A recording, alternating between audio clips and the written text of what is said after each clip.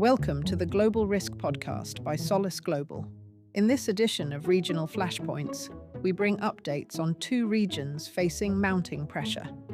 We begin in Cuba, where a deepening fuel and energy crisis is compounding long-standing economic pressures, disrupting transport and tourism, and raising the risk of further instability. Then we turn to the Horn of Africa, where a military buildup near Ethiopia's Tigray region is increasing the likelihood of renewed conflict, potentially drawing Eritrea back into confrontation. To break down the developments in Cuba and what they could mean for the months ahead, we start with our senior intelligence analyst, Julian Kett.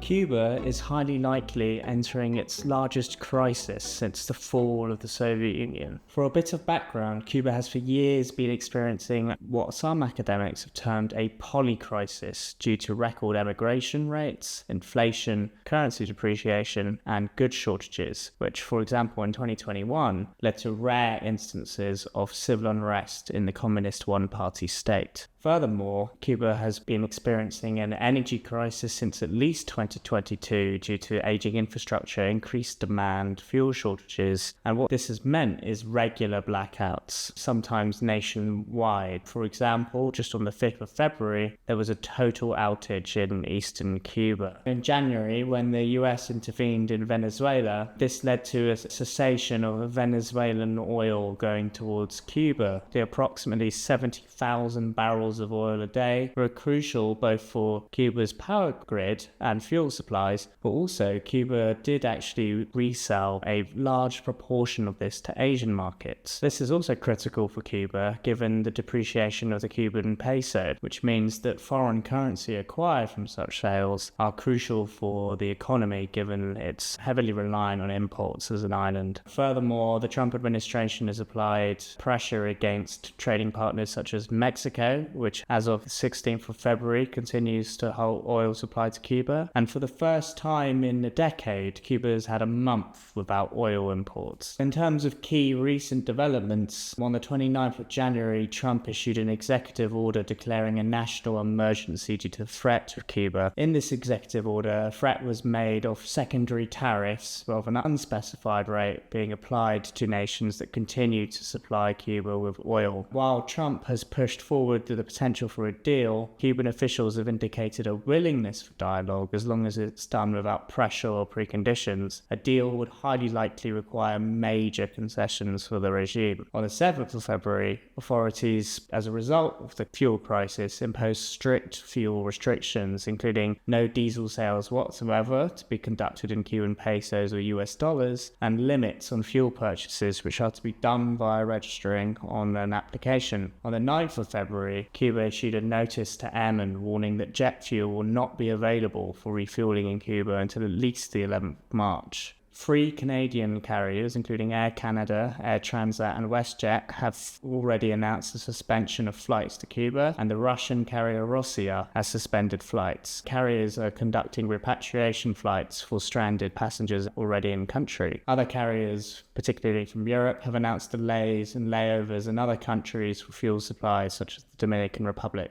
In terms of the direct implications for businesses, tourists, expatriates and organizations that are in Cuba, the first major thing to consider is duty of care. The developing crisis has meant that multiple embassies and international companies have reportedly been already reviewing their contingency and evacuation plans. The UK FCDO has issued warnings, and for example, the British multinational Unilever has reported to have already evacuated the families of its foreign workers. Tourism must be emphasized, incredibly important for the economy, although significantly declining since the pandemic. Tourists have been transferred to different hotels in Cuba. This is to maximize fuel consumption efficiency. There's also been an impact on healthcare, including a rationing of hospital resources, a prioritization of urgent care, suspension of surgeries, and shortages in critical medical supplies, even, for example, painkillers. In terms of where this can go, what we are already seeing is a developing humanitarian crisis that is likely to worsen. There's a potential for civil unrest as a result of the major crisis facing Cuba, which would likely be met with a violent crackdown by authorities. This would have a significant impact on Cuba's threat environment. Fundamentally, the crisis facing Cuba is multifactored and unable to be resolved without some kind of agreement of major concessions to Washington. Cuba needs the oil shipments for its energy production and hard currency, and furthermore needs its tourism industry. Tourism will decline, it doesn't have oil for energy production, and it can't sell the oil or get the tourism for the acquisition of hard currency. With all three of these components highly likely to worsen, and each compounding the other, the US almost certainly desire regime change, and the Cuban regime ultimately is likely facing its biggest challenge in 2026 since the fall of the Soviet Union.